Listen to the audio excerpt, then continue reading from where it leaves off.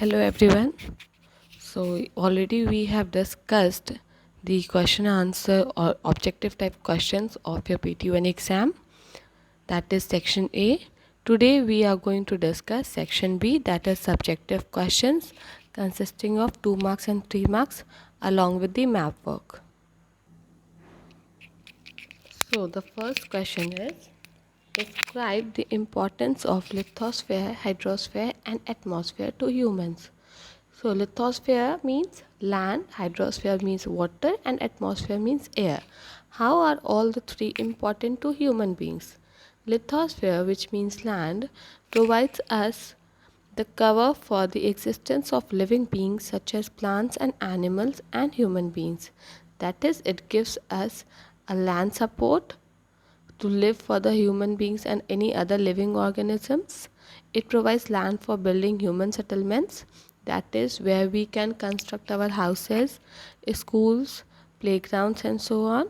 Lithosphere also provides us with various minerals as raw materials and soil for agriculture. That is, it provides us a land where we can grow our crops, and inside the earth when we will dig it, we can find different type of resources, mineral resources like iron ore, petroleum, coal and so on. Next is hydrosphere, which means water. So how is that useful to human beings? The oceans, most of the water bodies or the water is present in the form of oceans. So the oceans are used for water transport, to link the continents and play an important role in determining the climate of a region. As we have seven continents, and each of them is connected only through one way, that is water, which helps in transportation with the different continents of the world. Also, water helps in determining what type of climate or the weather we are having.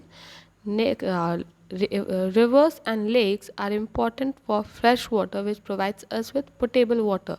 That is, the clean water that we can drink comes from rivers and lakes, which provides us fresh water, fresh drinking water.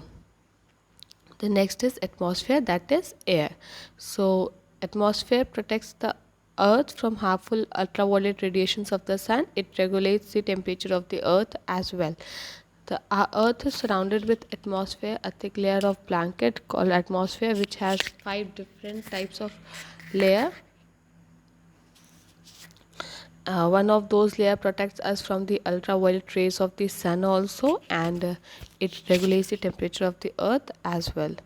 Now the second question is, which period is called the golden age of Cholas? Cholas, is a kingdom ruled in the southern part of India, that is towards Tamil Nadu. So why is that period in Chola called as golden period? What was that period and why was that called so?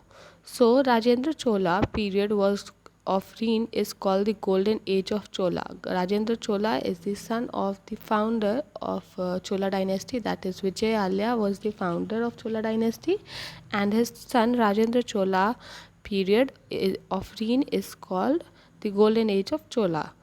Art, music, dance, poetry, sculpture, painting, and religion all flourished during this reign. The Tamil language received great encouragement, and many beautiful works of Tamil literature has written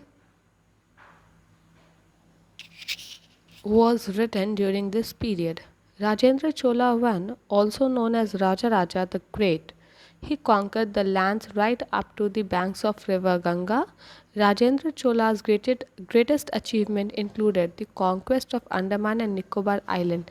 That is, this person has developed his territory to a large extent, expanded his territory as well to the different parts uh, within in India and outside the India as well. That is why his period is known as the golden age of Cholas. And the next question is, what is the Civil Rights Act of 1964 of USA? As you all know, in America there were racial discrimination that used to take place, for which the uh, two different races people uh, were there, like one were whites of America and one were the blacks of Africa. So what happened in that? In the United States of America, the African American were the group of people whose ancestors were brought from Africa and used as slaves. Therefore, they were African Americans were treated unequally. For several years, the black leaders in Montgomery had been campaigning for better treatment of black community on the local buses. Following this, on 1st December 1955, the racially segregated town of Montgomery, Rosa Parks refused to give up a seat to a white passenger in the crowded bus. The Rosa Parks incident agitated the blacks even more, and a huge agitation began against the unequal ways in which African Americans were treated in USA. This was the civil rights movement of the United States of America. And then, after this, what happened? The government decided that there won't be any racial discrimination, and it was further banned with the act named as Civil Rights Act of 1964 of America. Next, we have the map question. Locate the following on the world political map of the world: North America and Africa. And the second one is locate the following on the political map of India: Cholas, Kannauj, Rashtrakutas, and Pandyas. So here is the map. Just a minute. So this is the world map. You can see option number A as North America and option number B as Africa, the two different continents on the world map. And the last one is option number C for India's political map. Option number C, Cholas in Tamil Nadu. Option number D, Kannauj in Uttar Pradesh.